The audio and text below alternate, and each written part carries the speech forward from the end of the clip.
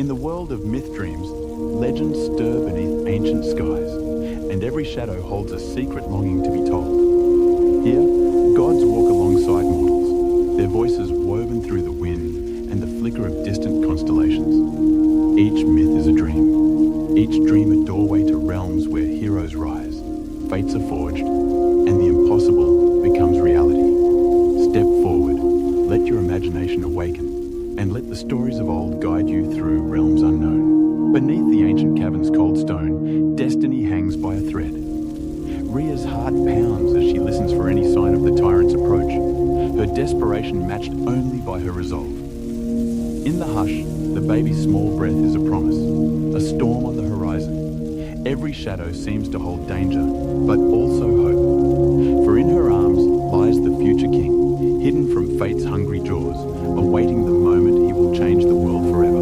You see, Cronus had one job. Don't be like your dad, Uranus.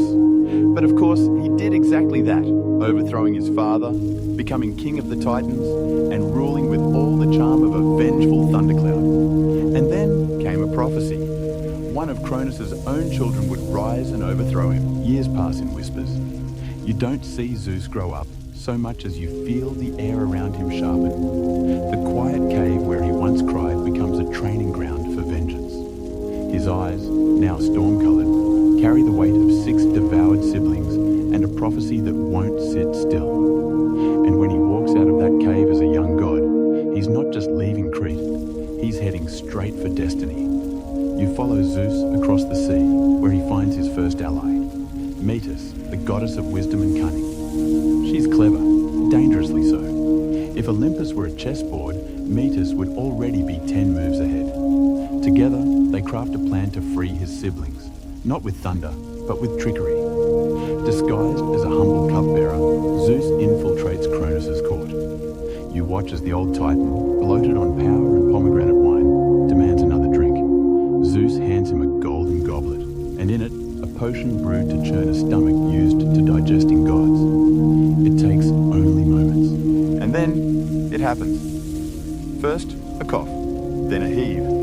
Then, in a scene that scholars agree is both divine and slightly gross, Cronus vomits up his children, one by one. Hestia, Demeter, Hera, Hades, and Poseidon. Fully grown, slightly disoriented, and covered in celestial bile. You don't know whether to applaud or gag. The siblings stand in a dazed circle, glancing at each other like survivors of a very long, very bad group project. But there is no time for hugs. The room trembles. Cronus roars, eyes wide with betrayal and stomach cramps. You realize this wasn't the end. This was the beginning. Zeus raises his hand. A crack of lightning, not thrown yet, just summoned, flickers above his palm like a promise. The Olympians don't speak much. They don't have to. For the first time in eons, they're together, and they're angry. Interesting side note, some myths suggest Cronus didn't vomit them, but instead that Zeus cut open his stomach with a sickle, which is significantly less hygienic, but arguably more dramatic. Scholars still debate which version came first, the drink or the blade. Metis watches from the shadows, silent and satisfied. You can almost hear her whisper, "Check." As the Titan King stumbles back, thunder echoes from above. The Olympians turn toward the horizon. There's a war coming, one that will shake the very bones of the earth. You are standing at the edge of the world, or at least, it feels that way. The sky above is a battlefield of ash and lightning. Mountains groan, rivers boil, and somewhere in the distance, a volcano sneezes fire for the 3rd time today. Welcome to the Titanomachy, the war of gods and titans. It will last 10 years. You'd better get comfortable. On one side, the Olympians, young, fiery, ambitious. Zeus with his thunderbolts, Poseidon with his earthquakes, Hades with his brooding underground energy. Their siblings rally beside them, goddesses of hearth, harvest, marriage. They are new, untested, and deeply offended. On the other side, the Titans, ancient, massive, elemental forces. Cronus leads them, unwilling to Beside him, Hyperion, the burning sun, Oceanus, the encircling sea, Cous, the mind, and many more. They fight not just for power, but for the old order, the way things were before these rebellious upstarts started wielding lightning like party tricks. You float between the armies, watching as Mount Olympus becomes the Titan stronghold, while Mount Olympus rises as the Olympians' base. It's not just a battle of strength, it's a clash of eras. Every boulder hurled is a vote for the future. The fighting? Oh, it's absurd. Imagine mountains used as javelins. Time itself bending around weapons that haven't been invented yet. You see Atlas lifting an entire ridge to block Zeus's skyfire, only to be blasted sideways into a crater that still hasn't cooled. Zeus, meanwhile, doesn't just throw thunder, he becomes it. You watch him blur across the sky, hurling bolts that crack open valleys. His rage is surgical, theatrical, and deeply personal. The prophecy said he'd overthrow Cronus, but nobody mentioned how much fun he'd have doing it. Poseidon unleashes tsunamis on dry land. Hades opens the earth beneath Titan feet, swallowing them into underworld trenches. The Cyclopes, newly freed by Zeus, forge gifts for the gods, the trident, the helm of darkness, and most importantly, the thunderbolt. Still, the war drags on. 10 years is a long time, even for immortals. You see gods limping, titans gasping, the sky itself turning grey with exhaustion. Odd fact, some scholars still debate whether the Titanomachy represents an actual mythic war, or a metaphor for the shift from nature worship to anthropomorphic deities. But when you're dodging flaming rocks the size of villages, that debate feels academic. You look up. The storm has eyes now. Zeus isn't just winning, he's learning. And the Titans? They're running out of tricks, allies, and time.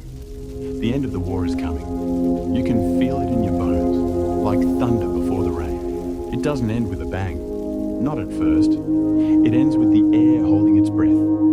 You're perched on the edge of Mount Olympus, watching as the clouds above tighten into coils of white-hot tension. Below, the battlefield is eerily still.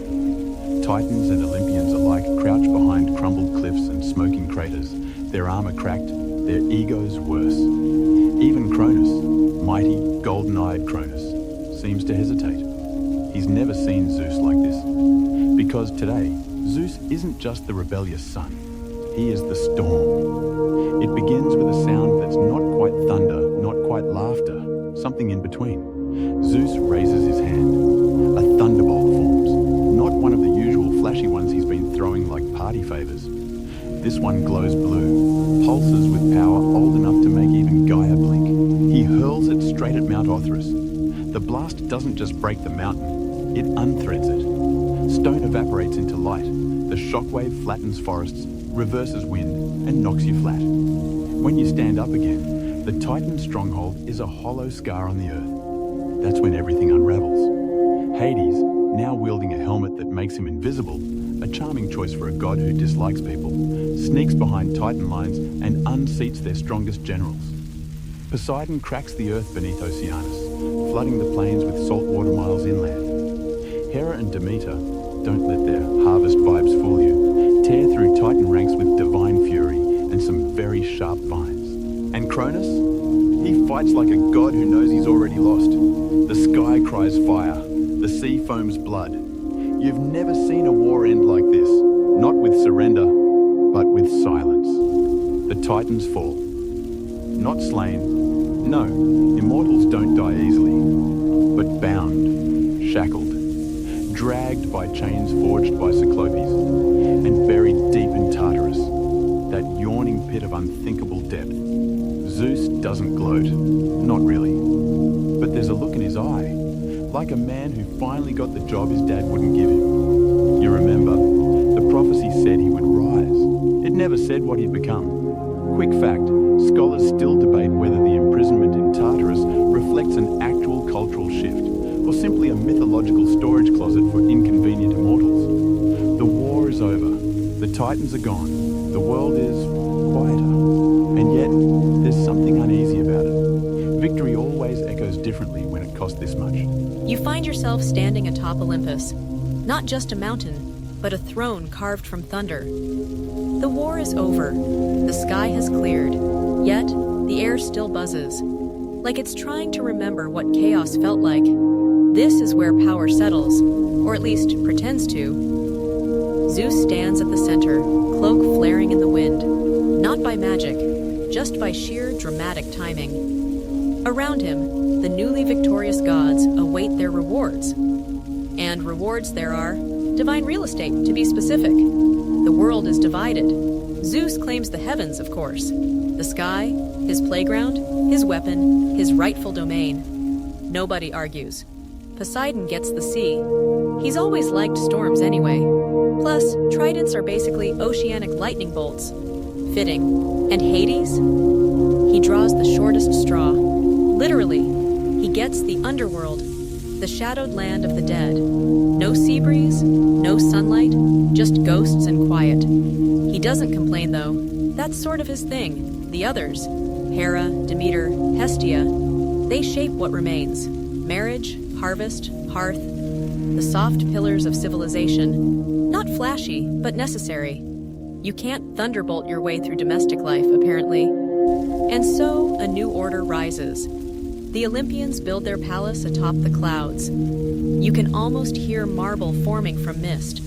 Golden halls stretch toward the sun, filled with ambrosia, schemes, and family drama. But that's a story for another night. For now, Zeus has won. The crown is his.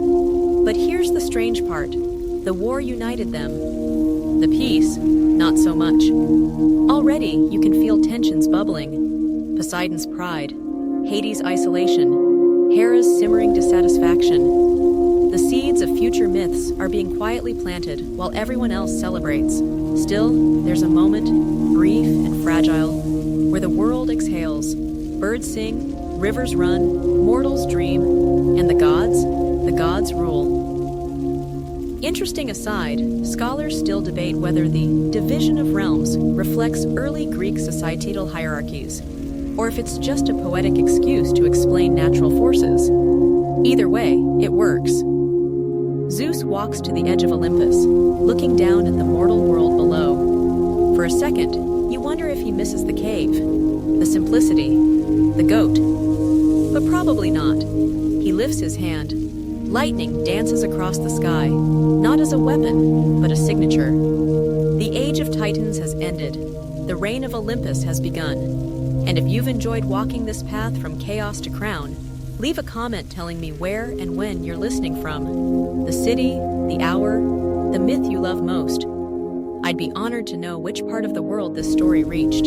As night settles in, the world exhales, its worries dissolving into the cool hush that follows the storm. The earth feels cleansed, renewed by the downpour, its breath softer and slower. Shadows stretch and mingle with the fading light, gentle and undemanding. In this rare peace, you can let go of the weight you've carried. Rest comes easy, like a promise kept. Tomorrow, the tales and trials will wait, patient as the dawn. As the gentle echoes of this story fade, let your mind wander to distant places. Whether you're nestled in a bustling city, a quiet town, or a world spun from dreams, each listener brings their own magic, weaving new legends with every listen.